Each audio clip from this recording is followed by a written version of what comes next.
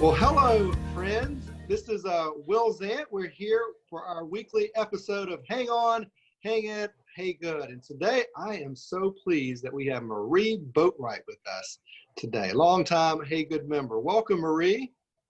Thank you. Thank you. Great to see you. Yeah, it's so great to see you. Love to see those American flags in the background as we prepare for the 4th of July here. So good to see you. It's going to be here before we know it. Absolutely. All right. Well, update us, Marie. How are you hanging on? We're talking about hang on, hang in, hey good. So let's just start with that first question. I've heard some stories from you already that it's been a little bit crazy. So how have you hung on in the past few weeks with COVID-19? Well, when it first all got started, I couldn't stop watching television, watching the news. And, you can watch news 24 hours a day on several channels. And they were all saying basically the same thing, but it was very frightening to me. I've had cancer about 5 years ago, which I have totally been fine ever since, but Praise I do, God. and I'm also diabetic, so I do have a compromised immune system. So the whole idea of getting the virus was extremely frightening to me. And I stayed home, didn't go anywhere. Just, my family checked in with me. I didn't even want them around me. Right. So to me, it was very frightening. But then something happened, which changed that. Not that it made it any less frightening, but I unfortunately had a sewer line in my house to back up into my house. And it happened not once, but twice, 2 weeks apart. So I had restoration people, plumbers, contractors, family, everybody was in and out of my house. And so I just had to come to terms with, okay, this is the way it is. I cannot control this. And so I just decided that every morning when I woke up, that the first thing I did, my first thought was to ask God to just put me in a bubble. I would just visualize it. Just put me in a bubble, please, God, and protect me from this virus. And apparently that worked because I did come through it, but I lost count of how many people were in and out of my house. And then I had to leave for 3 weeks while they made repairs. So I went to my son's house that lives in Canton, and I was there with them, which I really enjoyed. And so my 2 granddaughters were there. And so I just had to come to terms with what the reality was. And I stayed in touch with my Haygood friends and other friends, my neighborhood. Everybody was very supportive. So it was tough, but I'm happy to say that I'm back home with all new hardwood floors, all new carpet, all new paint, a new bathroom, and the plumbing problem is fixed. So Good. yes. Good. I'm so happy. I'm so happy about that. I'm sorry you had to go through that. Another question I was thinking about. I know that I've seen you had a good relationship to. Come here, Katie. My daughter's also here with me. There's always Hey, a kid. Katie. Yes, you can. Hey. All right, close the door. Close the door. And then my dog's here too. So it wouldn't be an episode of this without them making an appearance. It's fine. Well, it's fine. I've also seen your friends, your circle, email each other back and forth. I've had a little fun too. I've seen some good jokes being shared and stories being shared. Yeah. Yes, that was one thing early on. This was before the flood. And so I just got the idea because I kept seeing on Facebook, people were posting things that were really funny and I just enjoyed, that was a joy to me, was just to see what people were saying. And so I sent out an email. I'm sort of the contact person for Circle 7. And it's not only, we have two groups. We have Circle 7.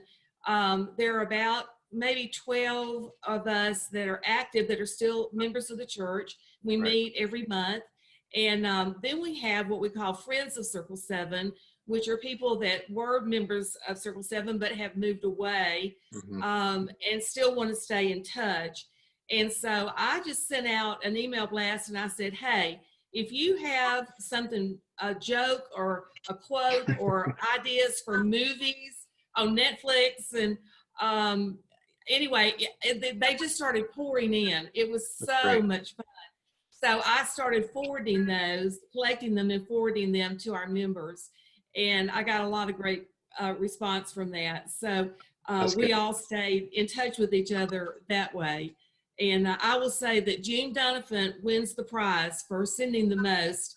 But she could always, she would send songs and performances and all kinds of things. And it was great. So and we continued to do that until I had to move out of my house and I didn't have access to my computer. So anyway, but now we're back on.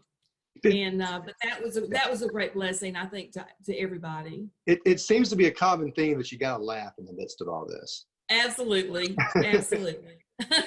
Well, talk to me a little bit though. What did you, when you were getting at this really hard moment where you had to move out of your house, you got a flood going on? I mean, it seems like Job's in some ways, from the book of Job, just everything bad happening to you, and you're thinking, am I being tested beyond my limits here? Did you relate to Job, maybe the character of Job at all? Did you feel like?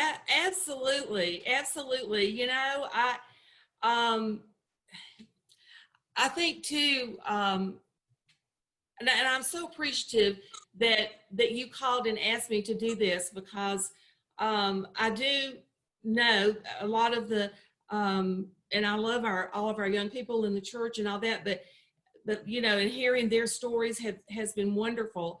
But I do think that that there's something for having someone my age, you know, speak out about my situation, because it's probably not too unsimilar to what everybody else has been going through, just in terms of worrying about the virus. But really, that whole thing about Job is so true. I mean, I thought when the flood happened the first time, it wasn't too bad, and I was dealing with it. And then when it happened the second time, my whole house got flooded. Right.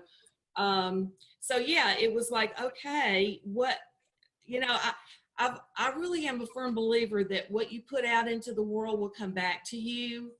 And I really, really do work at being compassionate and kind and caring for other people. I just feel like that's a mission for me, and I enjoy it. It gives me great pleasure.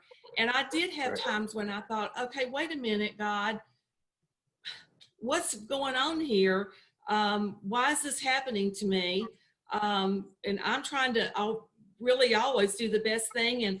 And I really did question that at times, but you know, that didn't last very long, because one thing I've learned in all my years is the next morning that sun is going to come out and it's going to be a new day. And whatever happened the day before is history. So just taking the next step. If I remember rightly, didn't you mention, I think we had a conversation about this maybe a couple of weeks ago, didn't a church member help you out in the midst of this, maybe to get some of the insurance stuff together? Was it Alvin? Well, yes, I've been divorced for quite a while. And when I got divorced, I, of course, had to have insurance and all those kind of things that I never really had to deal with in my married life. And so I immediately called Alvin Townley and said, Alvin, I need your help. And he said, I'm here for you. And he has been over all these years. Fortunately, I've never had too much. I haven't had too much going on. I did have when I lived in Decatur, I had raccoons to get in my attic and make a real mess. But other than that, but Alvin is such a dear person, and I just consider both he and Holly some of my very good dear friends. But I reached a point with all of this where I said, okay, I need some help. I'm fairly independent, and it's hard for me to ask for help, but I finally had to make that phone call and say, help. And Alvin said, I'm there for you. I'm going to take care of it. And he Yeah. did. And for our audience out there, Alvin Townley is a longtime church member at Haygood and just the saint. So I'm glad. I think it's the church being the church, right? That's the. Yes. Yeah. Well, let me move on to our next question. A segue with talking about, how much you encourage people to hang in. I think about that idea too of asking for help, because I'm sure, like you, there's a lot of people out there that aren't. It's harder to ask for help, because that means you got to be a little vulnerable, and you got to, be willing to receive help. So, what are some other ways you might encourage people in the midst of COVID-19? How would you encourage them to hang in during this season? Well, I think you're right. And I'm extremely guilty of that. It's hard for me to accept help. Well, all of us. I mean, I think it's hard for a lot I of think people. so. Right. Yeah. Right. Although, I do have one friend, and it's not a Haygood member, that has no problem in asking me for help. So, in fact, I was with her yesterday, taking her to the dentist and the bank and the pharmacy and all that. But anyway. Is she one of those people that if you say, can I help, she'll say yes? I mean, what can yes. I do? Yeah. Yes. You may say it in passing, but she takes you up on it, huh?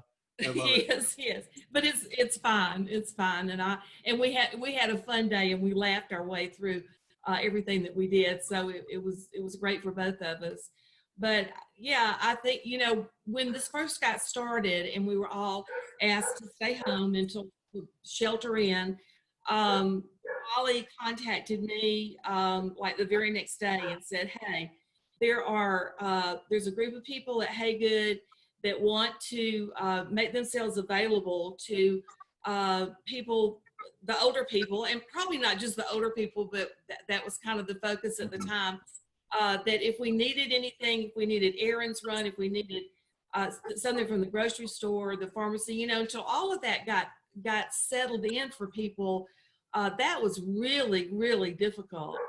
And so that was such a blessing. I immediately sent that out to our group and said, hey, if you need something, whatever it is, get in touch with Wally. Awesome.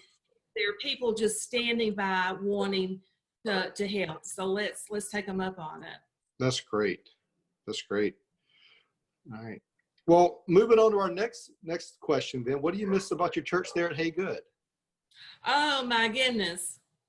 Well, I have loved the services online and the midweek things and Wally's prayer group, and all of that has been wonderful. But nothing can take the place of actually being in contact with other people, and I have so missed that.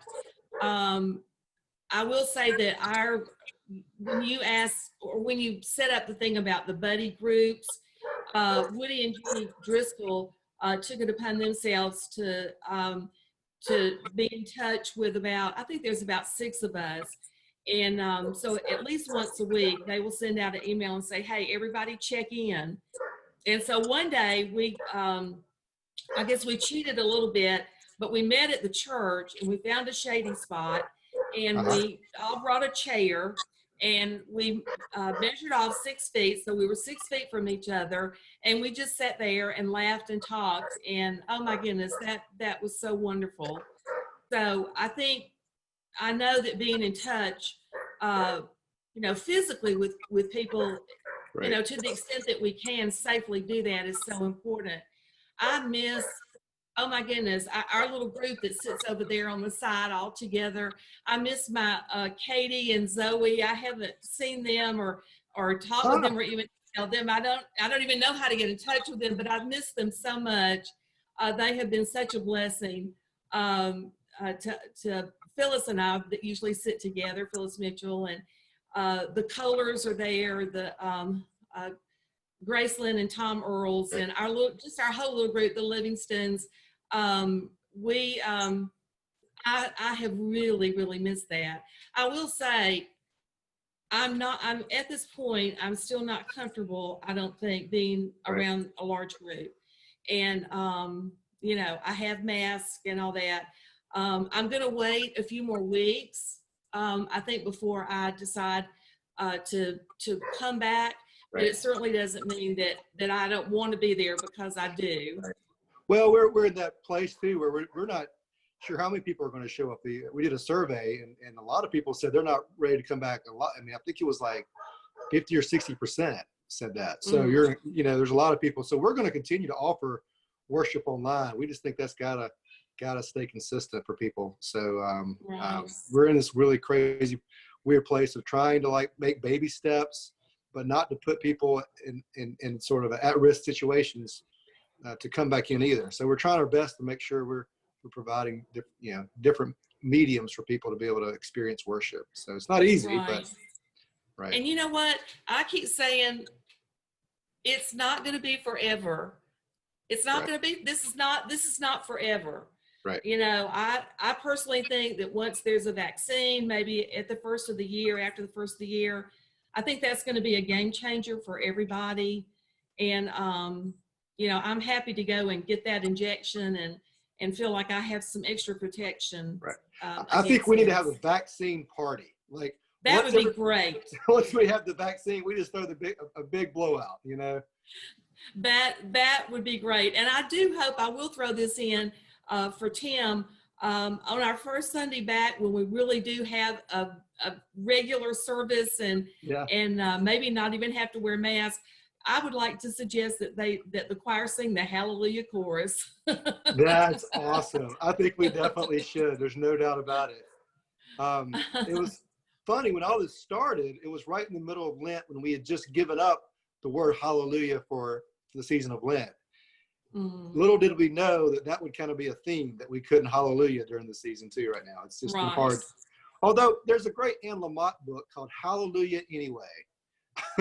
Oh, really? I love that. I love that idea. No matter what you're going through, just hallelujah anyway. That's right. I agree. Yes. Well, I'm so glad to see you. Any last words for those folks at Haygood or folks out there that might just want to hear from you? Well, only that I'm doing fine. I've been through something I hope I never have to go through again, but it's not the worst thing that ever happened in my life. And so I'm happy to say that I'm alive and well, and really have a pretty good attitude about it. I miss, I think about Ashley. We haven't been able to celebrate, her pregnancy and all that, and so I'm looking forward to that. But I'm so appreciative to the staff and everybody there, June and Julia and Wally and Tim and the people, our soloists that have been on, Blair, of course you, Eric, all of you have done an excellent job of keeping us together, and that's what we need to do. We need to stay together. Well, you saying back to you, I mean, I see the emails flying back between your circle, and it's just so fun to watch that and to see these fun jokes and videos that are shared. Keep that sense of humor up. We need those spirits up. So thank you for doing that. Well, you're welcome. I love it too. All right. Thank you. We're going to start off from Hang On, Hang In, Haygood with Marie Boatright. Thank you for being on today. Thank you, Will. God bless. See ya. Bye-bye.